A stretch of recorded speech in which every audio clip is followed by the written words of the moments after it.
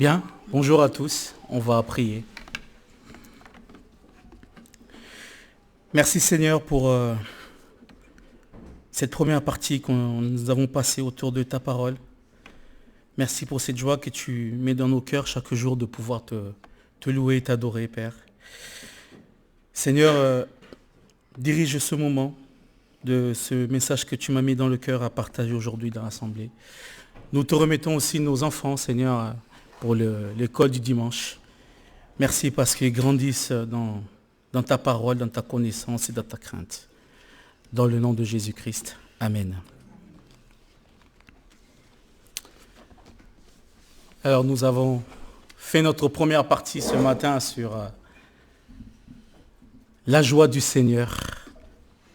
L'Éternel a fait beaucoup pour nous. Beaucoup de choses. Le message que je vais vous apporter ce matin de la part du Seigneur n'est pas un message culpabilisateur. Sinon, ça ne sert à rien que je me tienne devant vous. Mais un message qui pointe aussi du doigt nos responsabilités, là où nous avons peut-être failli, nos craintes, nos manquements. Mais d'abord, ce message va être un message de grâce, mais pas de culpabilité. La première partie nous a parlé de la joie de ce que le Seigneur a fait dans nos vies et de ce que le Seigneur continue à faire dans nos vies. On lui dit merci pour cela. Mais qu'est-ce que nous faisons-nous pour le Seigneur? J'aimerais qu'on prenne une lecture dans la deuxième épître de Timothée. Et on va lire à partir du verset 3 jusqu'au verset 8.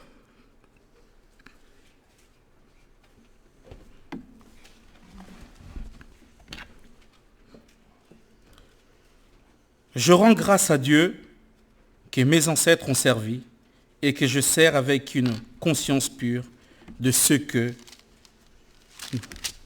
nuit et jour, je me souviens continuellement de toi dans mes prières.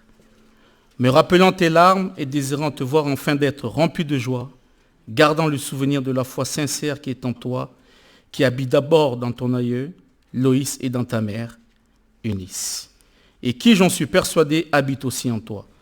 C'est pourquoi je t'exhorte à ranimer la flamme du don de Dieu que tu as reçu par l'imposition de mes mains. Car ce n'est pas un esprit de timidité que Dieu nous a donné. Au contraire, son esprit nous remplit de force, d'amour et de sagesse.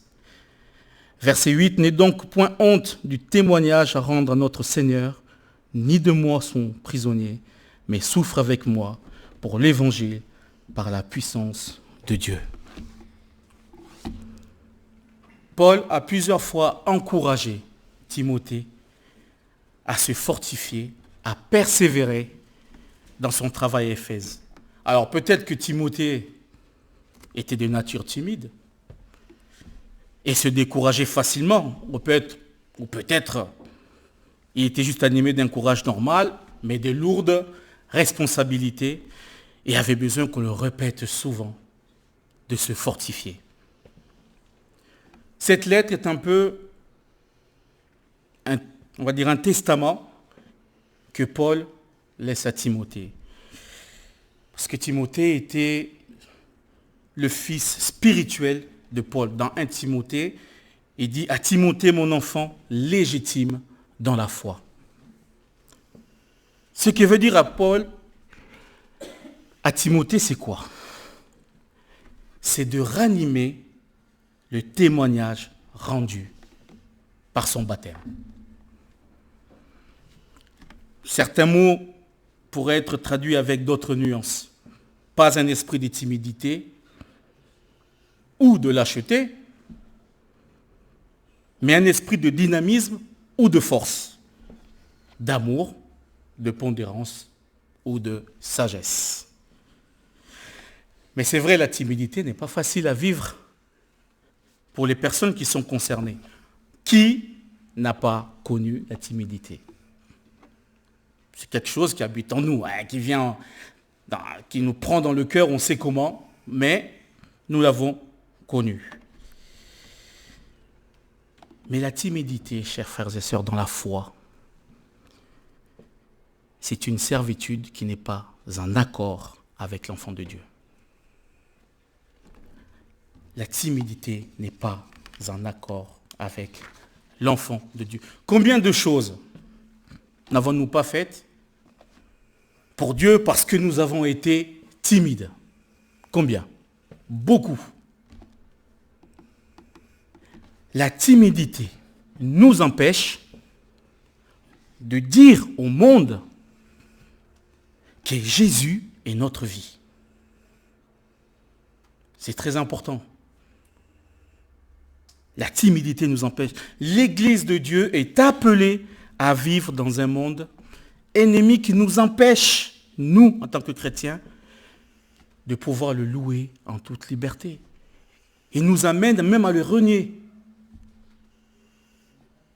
Et ça, on ne peut pas laisser faire. Prenons un passage, on va passer un peu dans la Bible ce matin.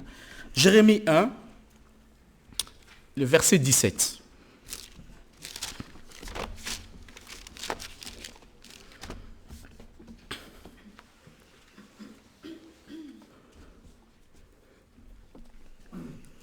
Et toi, saint terrain, lève-toi et dis-leur tout ce que je t'ordonnerai. Ne tremble pas en leur présence, de peur que je te fasse trembler devant eux. L'ordre est là. Ne nous arrangeons pas à ne rien faire, à ne rien dire, en nous appuyant sur des raisonnements ou des excuses qui cachent mal la cause de notre inaction ou qui cachent la cause de notre silence. Le Seigneur nous dit, dis-leur ce que je t'ordonnerai devant les hommes. Si tu trembles, je te ferai encore plus trembler. Dieu nous demande de lui donner notre vie, de le servir dans le chemin de l'obéissance et de la consécration. L'appel est clair, le chemin est tout indiqué. Mais parfois, nous sommes vaincus par nos peurs. La timidité, c'est la peur, c'est la crainte. C'est aussi la honte. Nous sommes vaincus par nos craintes, par nos peurs, face aux hommes. Et nous tombons dans ce piège de rester timides, de nous renfermer sur nous-mêmes. Qu'est-ce nous dit la parole? Si vous prenez dans Proverbe 29,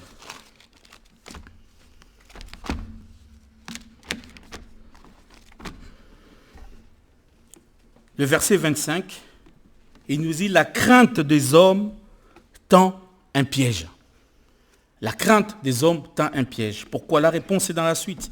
« Mais celui qui se confie en l'Éternel est protégé. » Malheur à celui ou à celle qui a entendu l'appel, mais qui par crainte du « qu'en dira-t-on » n'y répond pas. Pour être clair, chers frères et sœurs, la timidité est une puissance dans la main de Satan. Pour nous, en tant qu'enfants de Dieu, pour nous qui sommes dans la foi, la timidité est une puissance dans la main de Satan. Pourquoi? Parce que l'œuvre de Dieu au travers nous ne se fait pas. L'acte de foi ne s'accomplit pas parce que nous craignons, parce que nous avons peur, parce que nous sommes timides. Quand nous vivons dans la peur, qu'on le veuille ou non, nos craintes, notre timidité aide Satan à accomplir ses plans sur la terre.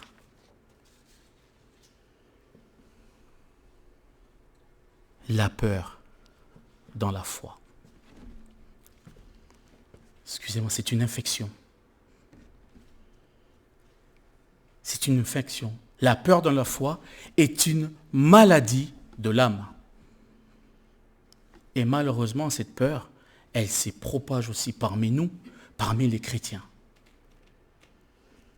Vous connaissez sûrement ce dicton qui dit « Essaie de mettre un nom sur qui regarde ta vie et vous verrez qui vous dirige. » Essayez de mettre un nom sur qui regarde votre vie et vous verrez qui vous dirige. Dieu nous appelle à aller plus loin que les yeux qui nous regardent. Oui, c'est vrai, on ne peut pas dire à un timide, ne sois pas timide. Mais il faut quelque chose de plus fort. Et ce quelque chose de plus fort, c'est le regard de Dieu qui remet à sa place notre appel. Dieu, c'est celui qui a triomphé des puissances. C'est celui qui nous sauve. Et là, il nous adresse un appel. C'est à lui qu'il faut rendre des comptes. Ce n'est pas aux hommes. C'est à Dieu. Et c'est lui qui donne cet esprit de force. C'est lui aussi qui donne cet esprit d'amour. Et c'est lui aussi qui donne cet esprit de sagesse. Ce n'est pas les hommes. La timidité nous amène à un repli de soi. Et comme on est replié sur soi, on ne témoigne plus de notre foi. Mais avec Dieu, nous pouvons être libres, libérés de la peur. Et le fait que nous allons être libérés de cette peur en demandant au Seigneur, cela va permettre à chacun d'entre nous de libérer nos potentialités. Parce que nous avons tous des potentialités. Nous avons tous reçu quelque chose du Seigneur. On va regarder quelques passages dans la Bible pour montrer un peu ce que la peur peut engendrer dans chacun de nous. Et le premier, on va prendre Genèse 3.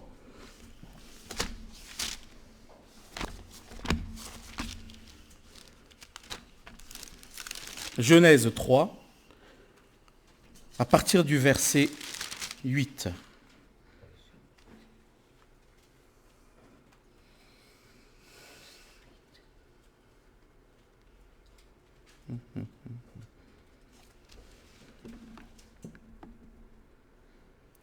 Alors, ils entendirent la voix de l'Éternel Dieu qui parcourait les jardins vers le soir.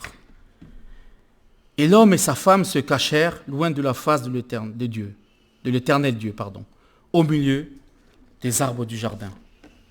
Mais l'Éternel Dieu appela l'homme et lui dit, « Où es-tu » Et il répond et dit, « J'ai entendu ta voix dans le jardin et j'ai eu peur parce que je suis nu.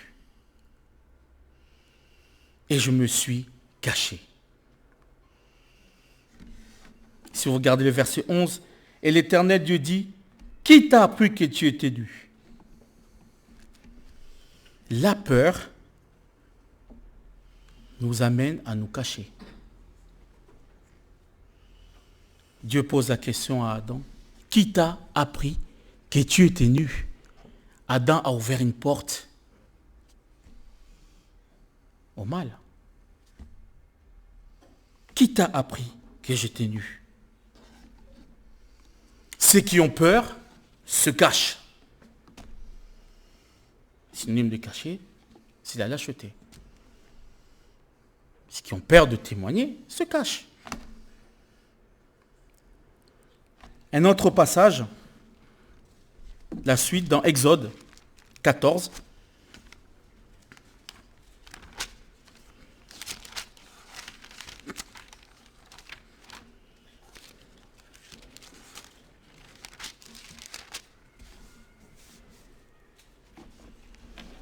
Et on va lire à partir du verset 10. Pharaon approchait. Les enfants d'Israël levèrent les yeux, et voici les Égyptiens étaient en marche derrière eux. Et les enfants d'Israël eurent une grande frayeur et crièrent à l'Éternel.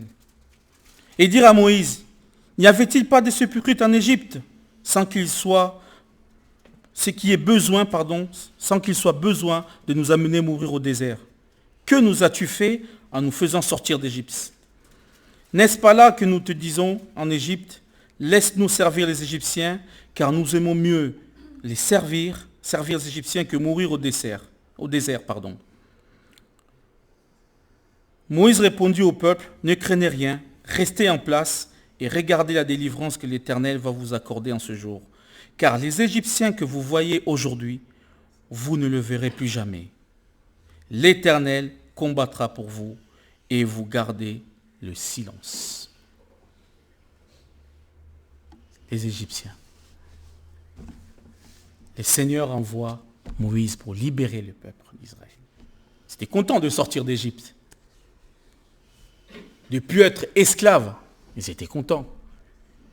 Mais quand on arrive au désert, je ne sais pas si vous êtes déjà allé au désert, il n'y a pas de panneau indiquant A9 à 75.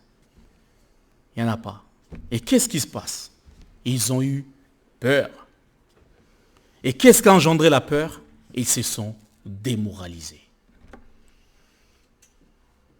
Ceux qui ont peur se démoralisent. C'est ce qui s'est passé avec ces enfants d'Israël. Et ils se sont démoralisés. Ils ont oublié que le Seigneur les a sortis de la servitude de Pharaon pendant je ne sais pas combien d'années. Mais arrivés au désert, ils se sont démoralisés. Encore un autre passage, dans Matthieu 25. Je vous promène un peu ce matin dans la Bible.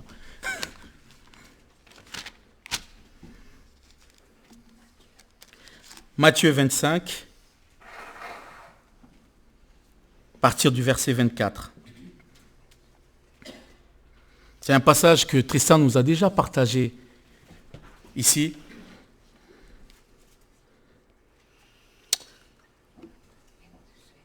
C'est lui qui n'avait reçu qu'un talent s'approcha.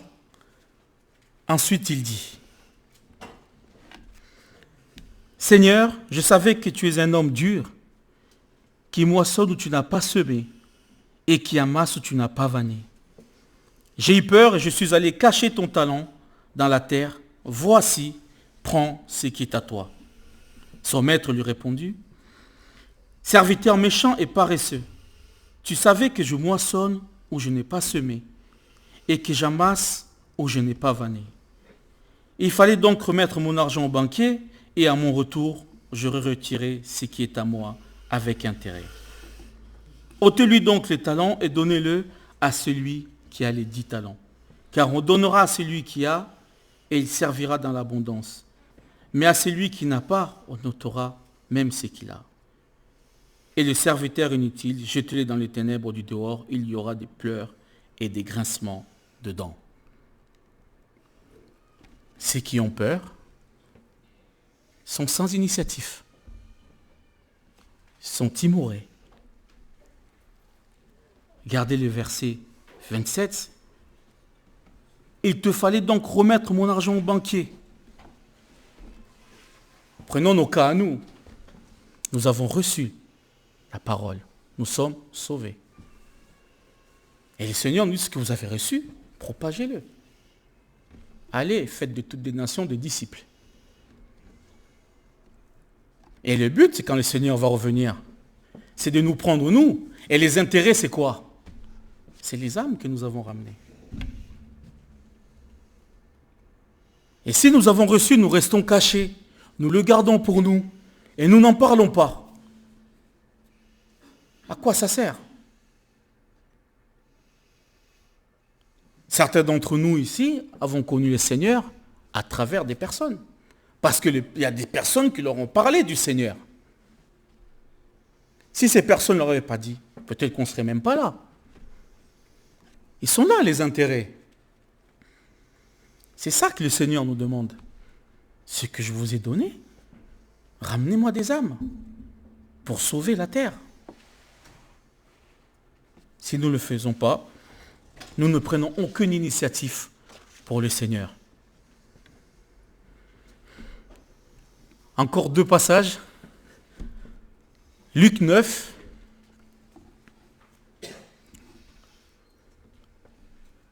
À partir du verset 23.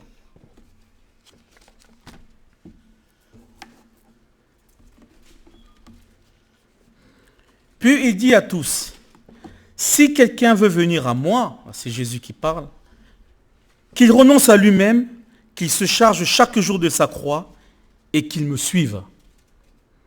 Car celui qui voudra sauver sa vie la perdra, mais celui qui la perdra à cause de moi la sauvera. Et que servirait-il à un homme de gagner tout le monde s'il se détruisait ou se perdait lui-même? Car quiconque aura honte de moi et de mes paroles, le Fils de l'homme aura honte de lui quand il viendra dans sa gloire et dans celle du Père et de ses saints anges. Je vous le dis en vérité, quelques-uns de ceux qui sont ici ne mourront point qu'ils n'aient vu le royaume de Dieu. Ceux qui ont peur ont honte. Si nous avons peur, nous sommes honte et nous sommes lâches. Combien de fois dans notre milieu professionnel, dans nos amis que nous fréquentons, combien de personnes, des fois, sortent des blagues sur Dieu. Ça m'est arrivé encore cette semaine au boulot. En pleine réunion, j'ai dit, oh, Dieu n'a rien à voir. Hein? Dieu n'a rien à voir avec ça. Qu'est-ce qu'il a fait pour toi? Et toi, qu'est-ce que tu as fait pour lui? Ah, ouais, Dieu n'a rien à voir avec ça. Mais si j'étais quelqu'un de honteux, de lâche, peut-être que j'aurais ricané avec eux. J'aurais offensé le Seigneur. Parce que je n'aurais pas pris sa défense. Par honte, qu'on me dise, oh mais lui, il est un peu bizarre. Ben, c'est pas grave qu'on me traite de bizarre. Mais je l'assume. Qu'on me traite de bizarre, c'est pas grave. Le Seigneur nous demande de ne pas avoir honte. Qu'on le suive. Celui qui aura honte de moi, il le dit. Car quiconque aura honte de moi et de mes paroles, le Fils de l'homme aura honte de lui quand il viendra dans sa gloire. Le Seigneur aura honte de nous si nous avons honte de lui. Le dernier passage, je ne sais pas, c'est dans Matthieu 14, 30, quand, mais voyant que le vent était fort, il eut peur, et comme il commençait à s'enfoncer, il s'écria, Seigneur, sauve-moi. Aussitôt Jésus tendit la main, le saisit, lui dit, homme de peu de foi, pourquoi as-tu douté? Homme de peu de foi, pourquoi as-tu douté? Ceux qui ont peur perdent pied et n'y voient plus. C'est fou quand même. Hein? Enfin, j'aurais bien fait l'expérience. Le Seigneur te dit, suis-moi, tu marches dans l'eau. Mais la crainte a pris le dessus. Et il a perdu pied. Ceux qui ont peur perdent le pied. Le remède, c'est le Christ, sa parole, son esprit. Paul nous dit, soyez remplis de l'esprit. Soyez remplis jusqu'à la toute plénitude de Dieu. Que la parole de Christ demeure en vous avec abondance. Soyez fervents. Dans Philippiens, il dit, je puis tout par Christ qui me fortifie. Faites toutes choses sans murmure, ni hésitation, afin que vous soyez irréprochables et purs. Confessez votre timidité. Confessez votre incrédulité. Confessez vos craintes au Seigneur et prenez la victoire sur la peur. Soyez pleins d'Esprit Saint, dans Josué il dit, de foi, de force et de courage. Je vais faire juste une parenthèse, le temps passe. Ça m'a fait penser en préparant ça, en préparant le message de ce matin, parce que nous prenons aussi des claques, il ne faut pas croire. Hein. Ce n'est pas parce que nous sommes là que nous ne prenons pas des claques. Quand nous préparons une présidence ou une prédication, nous prenons aussi des claques. Et nous le prenons toute la semaine, parce que nous le préparons toute la semaine. Donc, chaque semaine, le Seigneur nous met des claques sur ce que nous ne faisons pas. Et quand nous le partageons avec vous, certaines choses qu'on aurait voulu dire, on le dit autrement, on reprend encore une claque. Mais c'est la parole de Dieu, c'est comme ça. À l'époque, on était dans le Nord, on travaillait au restaurant. Et un jour, j'appelle le pasteur de RIS et je lui dis, Michel, bon, je travaille le week-end, est-ce que tu peux me conseiller une église? Il m'a donné 2 adresses. Il m'a dit, Trésor, je ne suis jamais allé, mais bon, vas-y. Vois les deux, regarde la doctrine, et puis tu verras bien. Bon. Je suis allé 3 semaines après, vu que je travaillais les dimanches. Le dimanche où je suis allé, je suis tombé, il y avait un baptême dans cette assemblée. Et je me rappelle mot pour mot de la personne qui se faisait baptiser pendant son témoignage. Elle a dit 3 choses que je n'ai jamais oubliées. Dans son témoignage, elle disait, quand elle est venue la première fois dans l'assemblée, il y a 3 choses qui l'ont touchée. Une sœur dans l'église a proposé un chant, tel que je suis. Ça lui a parlé. Elle était brisée. Pendant le moment de partage, un frère lui a lu un passage qu'on connaît tous. Il y a encore qui vient m'embêter ce matin avec. Jean 3,16. Car Dieu a tant aimé le monde. Elle était à nouveau brisée. Et pendant les moments de prière, chaque mot, chaque phrase qui pouvait sortir de la bouche des frères l'a brisée. Elle a précisé, ce n'est pas le prédicateur, ce n'est pas le président du culte qui m'a amené au Seigneur, mais c'est l'assemblée. C'est une frustration pour nous, quand nous sommes derrière le pupitre, de voir l'assemblée de Dieu aussi timide. Quel témoignage rendons-nous à nos visiteurs, aux gens qui viennent nous voir, aux personnes qui ne connaissent pas Dieu? Peut-être que Dieu nous envoie des âmes. Et ce n'est pas Trésor ou Rémi ou Ramon ou Tristan. Et peut-être que c'est l'assemblée, dans les propositions des chants, dans le partage de ce que vous lisez la semaine, qui vous a fait du bien à vous. Peut-être que ça va faire aussi du bien à un frère ou à une sœur. Mais ô combien nous sommes timides, chers frères et sœurs. Le Seigneur, il s'est livré pour nous. Il s'est fait battre. On lui a mis une couronne d'épines. On l'a percé avec de lance. On a joué avec sa tunique. Afin que nous puissions être sauvés et que nous puissions être pardonnés. Et dans le même, nous chantons souvent ici. Publiez bien haut la grande nouvelle.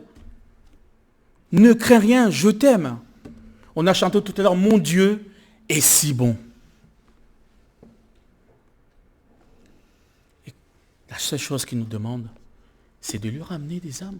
Il n'est pas un esprit de timidité qu'il nous a mis, mais un esprit de force, d'amour et de sagesse.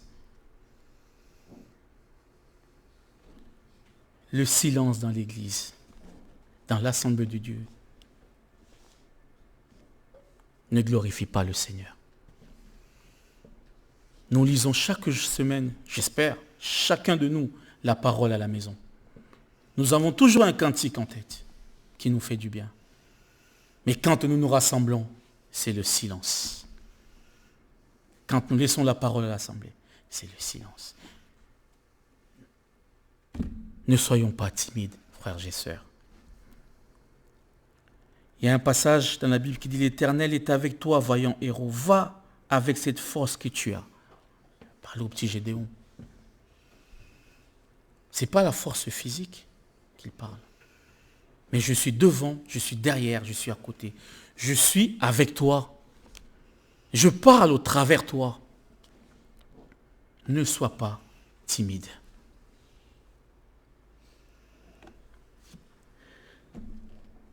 Ne soyons pas des chrétiens silencieux. Quand on avait le groupe WhatsApp, wow, tous les jours, on avait des partages de chacun. Des chants, des partages. Mais quand on se retrouvait le dimanche, c'est silence. Sommes-nous des chrétiens virtuels? Non, chers frères et sœurs. Nous ne sommes pas des chrétiens virtuels. Levons-nous et agissons. Ne soyons pas des simples consommateurs dans la parole de Dieu, mais soyons aussi des acteurs, pas des simples consommateurs. Et la timidité, Dieu peut nous enlever cette timidité. Le combat commence toujours par la prière. Et ce même combat finit aussi par la prière. Priez et priez sans cesse, Paul disait. Priez et priez sans cesse. Soyons des chrétiens, des enfants de Dieu qui publient bien haut la parole de Dieu.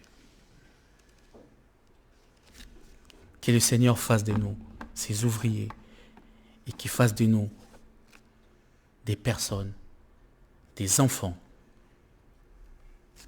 qui n'ont pas peur, qui n'ont pas honte de lui, qui ne sont pas timides.